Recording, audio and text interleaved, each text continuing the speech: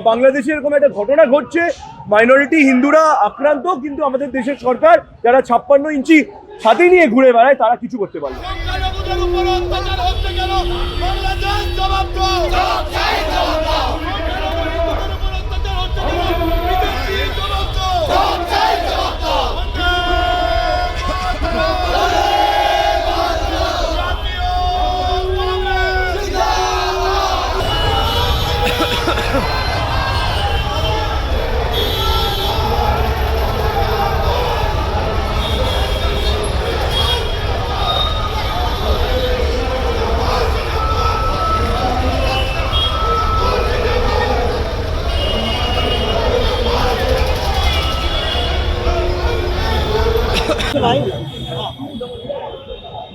বাংলাদেশের যে ঘটনা এবং এইভাবে দীপু দাসকে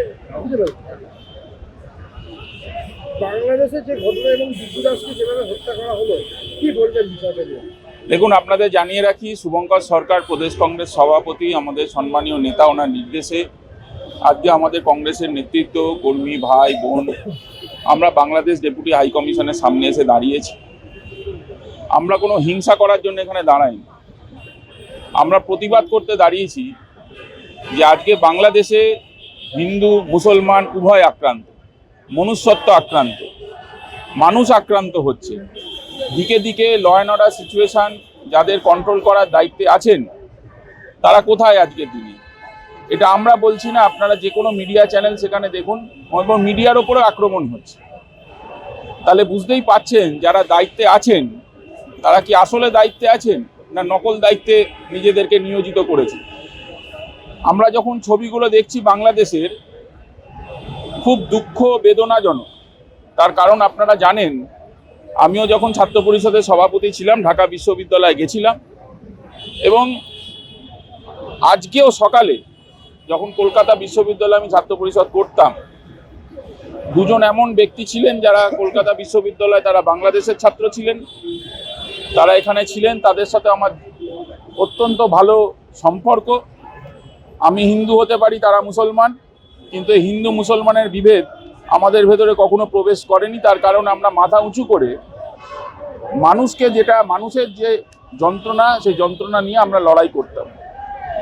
এবং আজকেও সকালে কথা হয়েছে, আমরা মনে করি, জাতীয় কংগ্রেস মনে করে, মনুষ্যত্বকে বাঁচাতে হবে, মানুষকে বাঁচাতে হবে, এবং দায়িত্ব নিতে হবে যারা প্রশাসনে বসে রয়েছেন। এবং এটা একটি আন্তর্জাতিক বিষয়। আপনারা জানেন প্রিয়াঙ্কা গান্ধী ইতিমধ্যেই তার বার্তা দিয়েছেন, এবং অন্যায়ের বিরুদ্ধে সার্বিক লড়াই যাতে গড়ে ওঠা যায় এবং শান্তি ফিরুক, এটাই আমরা বলবো। মানুষ শান্তিতে থাকুক, তাদের বাড়ি ঘর পরিবার পরিজনদের জ্বালিয়ে পুড়িয়ে নষ্ট করে দেওয়ার অধিকার কেউ কাউকে দেয়নি। দেখুন, এটি একটি ইন্টারন্যাশনাল বিষয়। আমাদের স্বরাষ্ট্র মন্ত্রক আছেন, আশা করব তারা ঘুমিয়ে না থেকে জেগে কথা বলবেন।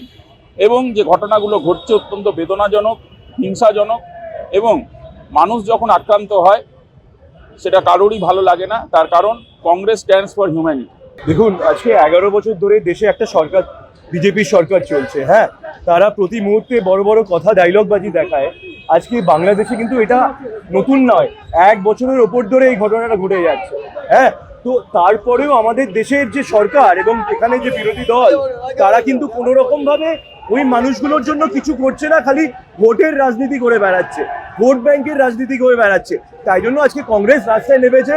কেন কংগ্রেস কোনোদিন বিশ্বাস করে না যে দেশের সরকার এই কাজটা করতে পারবে না। কেন আমাদের ইন্দিরা গান্ধী থেকে আরম্ভ করে রাজীব গান্ধী, যখনই বাংলাদেশ হোক বা শ্রীলঙ্কা হোক, যেখানে মাইনরিটি, ভারতীয় লোকেদের মতো মাইনরিটিরা যদি আক্রান্ত হয়, তখন কংগ্রেস তাদের পাশে দাঁড়িয়েছিল। আজকে কংগ্রেস পার্টি সেইভাবেই আমাদের আন্দোলনটা করছি। আমরা দেশের মানুষকে বলতে চাই, আপনারা সরকারকে জিজ্ঞেস করুন তারা দীপু দাসের মতো লোকদের জন্য কি করছে। 1 বছর হয়ে গেল আজকে বাংলাদেশে এরকম একটা ঘটনা ঘটছে, মাইনরিটি হিন্দুরা আক্রান্ত, কিন্তু আমাদের দেশের সরকার যারা 56 ইঞ্চি হাতে নিয়ে ঘুরে বেড়ায় তারা কিছু করছে না।